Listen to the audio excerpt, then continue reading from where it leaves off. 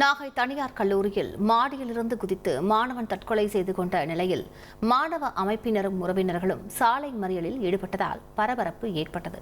கூடுதல் விவரங்களை செய்தியாளர் ஸ்ரீதரிடம் கேட்கலாம். ஸ்ரீதர், வணக்கம். இந்த தற்கொலைக்கு என்ன காரணமாக சொல்லப்படுகிறது? விவரங்களை விவரிங்க ஸ்ரீதர். நாகை மாவட்டம் பாப்பாவில் பகுதியில் சர் ஐசக் நியூட்டன் தனியார் கல்லூரி செயல்பட்டு வருகிறது. இந்த கல்லூரியில் பாத்தீங்கன்னா திருவாரூர் மாவட்டம் கம்பத்தூரை சேர்ந்த கலிபெருமாள் மகன் சபரீஸ்வரன் பிசியோதெரபி 4ஆம் ஆண்டு படித்து வந்தாரு. இந்த நிலையில தான் வழக்கம் போல கல்லூரி வகுப்புல பங்கெடுத்த சபரீஸ்வரன் நேற்று மாலை ஒரு 4 மணி அளவில் அந்த கல்லூரியில 3வது மாடியில இருந்து குதித்து தற்கொலை செய்து கொண்டதாக கூறப்படுகிறது. அவரது உடல் பாத்தீங்கன்னா நாகப்பட்டினம் அரசு மருத்துவமனையில வைக்கப்பட்டிருக்கு. இந்த சூழல்ல தான் மாணவனின் மரணத்துக்கு நீதி கேட்டு இன்றைக்கு மாணவ அமைப்புகள் உறவினர்களும் போராட்டத்தில் ஈடுபட்டாங்க.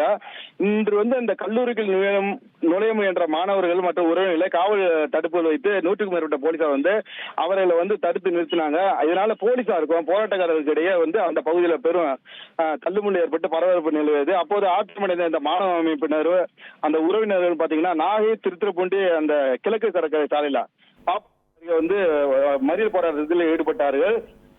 அப்போது இந்த கல்லூரி நிர்வாகத்துக்கு எதிராக அவர்கள் முழக்கங்களை எழுப்பினர். இதனால் அந்த பகுதியில் பெரும் பரபரப்பு மீண்டும் ஏற்பட்டது. இந்த சம்பவத்திற்கு பின்னாடி அதிகாரிகள், அதாவது கோட்டாட்சியர், டிஎஸ்பி உள்ளிட்டோர் போராட்டத்தில் ஈடுபட்டவர்கிட்ட பேச்சுவார்த்தை நடத்தி அந்த போராட்டம் என்பது விலக்கிக் கொள்ளப்பட்டிருக்கிறது. இந்த சம்பவம் நாகையில ஒரு பரபரப்பை ஏற்படுத்தியிருக்கிறது. மேலும் அவர் விழுந்ததுக்கான சிசிடிவி காட்சிகளை அந்த கல்லூரி நிர்வாகம் தரதா ஒப்புதல் அளித்திருக்கிறார்கள்.